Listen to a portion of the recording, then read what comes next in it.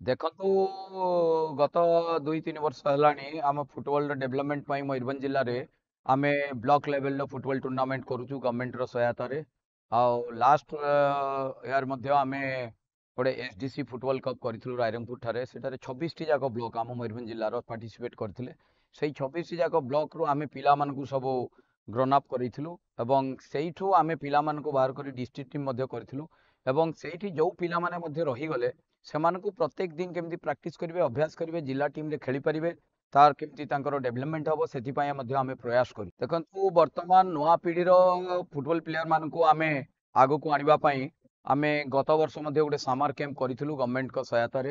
ଛୋଟ ଛୋଟ ସ୍କୁଲ ପିଲାମାନଙ୍କୁ ମଧ୍ୟ ଆମେ ସେଥିରେ ଆଣିଥିଲୁ ଏବଂ ଯେହେତୁ ଆମର ଏଠି ସ୍ପୋର୍ଟସ ହଷ୍ଟେଲ ଅଛନ୍ତି ଏବଂ ଫୁଟବଲ କୋଚ୍ ଜଣେ ଅଛନ୍ତି, ତାଙ୍କୁ ନେଇ ଆମେ ଫୁଟବଲର ବିକାଶ କେମିତି କରାଯାଇପାରିବ ଜିଲ୍ଲାରେ ଆମେ ଚେଷ୍ଟା କରୁଛୁ।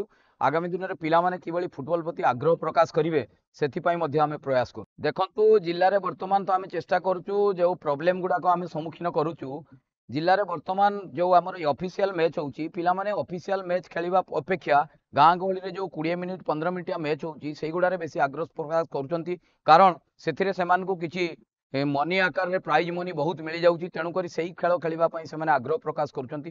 ତେଣୁ ଆମେ ମଧ୍ୟ ଚେଷ୍ଟା କରୁଛୁ, ଫୁଟବଲ ଆସୋସିଏସନଙ୍କ ମଧ୍ୟ ନିବେଦନ କରୁଛୁ, ଯଦି ଗାଁ ଗହଳିରେ ଏଇ ଖେଳ ଗୁଡ଼ିକୁ ଟିକେ ଆମର ପରିଧି ଭିତରେ ରଖାଯାଆନ୍ତା, ସେମାନଙ୍କୁ ଯଦି 20 ମିନିଟ୍ ପରିବର୍ତ୍ତରେ 45 ମିନିଟ୍ ଖେଳିବା ପାଇଁ ଆଗ୍ରହ ପ୍ରକାଶ କରିବା ପାଇଁ ପ୍ରୟାସ କରାଯାଆନ୍ତା, ହେଲେ ପିଲାମାନେ 45 ମିନିଟିଆ ଖେଳ ଯଦି ଖେଳନ୍ତେ ଏବଂ ଅଫିସିଆଲ ମ୍ୟାଚ୍ ଗୁଡ଼ିକୁ ଯଦି ସେମାନେ ଖେଳନ୍ତେ, ତାହେଲେ ଫୁଟବଲର ପୁଣି ଆଉ ଥରେ ବିକାଶ ହେଇପାରନ୍ତା ବୋଲି ଆମେ ଆଶା କରୁଛୁ। ଦେଖନ୍ତୁ ଆମ ଜିଲ୍ଲାରେ ତ ବର୍ତ୍ତମାନ ଆପଣ ଓମେନ୍ ଫୁଟବଲ ଯଦି କହିବେ, ଓମେନ୍ ଫୁଟବଲରେ ଆମର ଆନ୍ତର୍ଜାତୀୟ ସ୍ତରର ମଧ୍ୟ ପ୍ଲେୟାର ଅଛନ୍ତି ଯେଉଁମାନେ କି ବିଗତ ଦିନରେ ଆନ୍ତର୍ଜାତୀୟ ଖେଳିଛନ୍ତି, ଯେମିତି ଜବାମ ଆଉ ଆମର ଦିଘି, ଏମାନେ ସବୁ ଆନ୍ତର୍ଜାତୀୟ ଫୁଟବଲ ଟୁର୍ଣ୍ଣାମେଣ୍ଟ ଖେଳିଛନ୍ତି। କିନ୍ତୁ ଆମ ଭଳିଆ ଜିଲ୍ଲାରେ ଆମର ଆର୍ଥିକ ବାଧା ଯେହେତୁ ହେଉଛି, ଆମେ ଫୁଟବଲକୁ ସେତେ ମାତ୍ରାରେ ଆଗକୁ ନେଇପାରୁନାହୁଁ।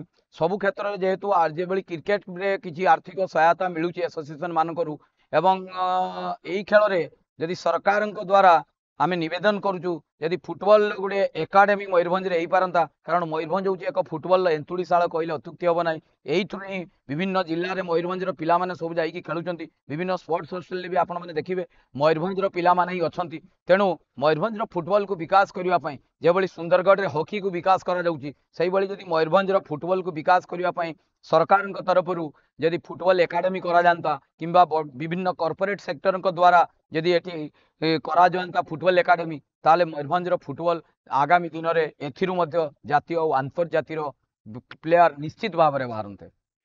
ଦେଖନ୍ତୁ ପଡ଼ିଆ କହିଲେ ଆମର କେବଳ ମୟୂରଭଞ୍ଜ ଆଥଲେଟିକ୍ ଆସୋସିଏସନର ଏଇ ବାରିପଦା ଷ୍ଟାଡିୟମ ଅପେକ୍ଷା ଆଉ ଗୋଟେ ମଧୁବନ ଷ୍ଟାଡିୟମ ଅଛି, ତାହା ମଧ୍ୟ ବିଭିନ୍ନ ସମୟରେ ବିଭିନ୍ନ କାର୍ଯ୍ୟକ୍ରମରେ ଲାଗିଯାଉଛି। ତେଣୁ ପିଲାଙ୍କୁ ଖେଳିବା ପାଇଁ ଆଉ ପଡ଼ିଆ ନାହିଁ। ମୁଁ ସରକାରଙ୍କ ଠାରେ ନିବେଦନ କରିବି, ଯଦି ବାରିପଦାର ପେରିଫେରିରେ ଆଉ 4-5ଟି ପଡ଼ିଆର ଡେଭଲପମେଣ୍ଟ କରାଯାଆନ୍ତା, ତାହେଲେ ପିଲାମାନେ ନିଶ୍ଚିତ ଭାବରେ ଖେଳନ୍ତେ ଏବଂ ପିଲାମାନେ ନିଶ୍ଚିତ ଭାବରେ ବାହାରନ୍ତେ। ଦେଖନ୍ତୁ ପିଲାମାନଙ୍କୁ ଆମେ ଯେତେବେଳେ ଖେଳ ଆମର ହେଉଛି ସେମାନଙ୍କୁ ଉତ୍ସାହିତ ଏଇଭଳି ଭାବରେ କରୁଛୁ ଯେ ଆପଣମାନେ ଯଦି ଆଜି ଖେଳିବେ, ଯେମିତି ଆମର ବିଭିନ୍ନ ଖେଳରେ ସରକାର ଏଇ 2-3 ବର୍ଷ ହେଲାଣି ଚେଷ୍ଟା କରୁଛନ୍ତି ଜାତୀୟ ଆଉ ଆନ୍ତର୍ଜାତୀୟ ପିଲାମାନଙ୍କୁ ଚାକିରି କ୍ଷେତ୍ରରେ ସେମାନଙ୍କୁ ଚାକିରି ଦିଆଯାଉଛି।